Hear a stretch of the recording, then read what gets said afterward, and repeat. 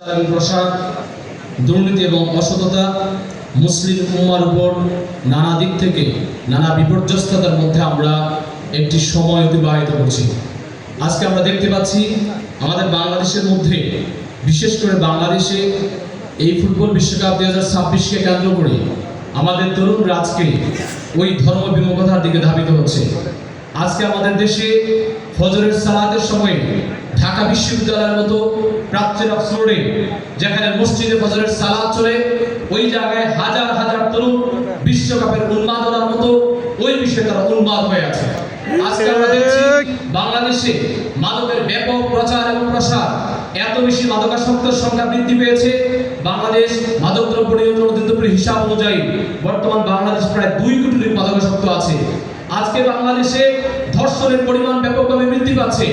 যেখানে 2024 সালে ধর্ষণের পরিমাণ ছিল, মাদক ধর্ষণের পরিমাণ বাংলাদেশ ডিএমপি কমিশনের হিসাব অনুযায়ী যেখানে ধর্ষণের বিরুদ্ধে মামলা হয়েছে 5000, আর 2025 সালে সেখানে ধর্ষণের বিরুদ্ধে মামলা হয়েছে 8000। যদিও যা তথ্য প্রকাশিত হয়েছে তা হচ্ছে অপরাধ সংঘটিত হওয়ার মাত্র 10 ভাগের 1 ভাগ।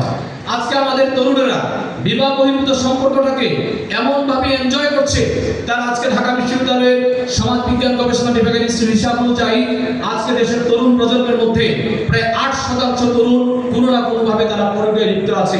আজকে আমাদের সমাজে আন্তর্জাতিকভাবে আন্তর্জাতিক চক্রান্তের কারণে আমাদের তরুণ তরুণীরা আজকে সমকামিতার দিকে ধাবিত হচ্ছে।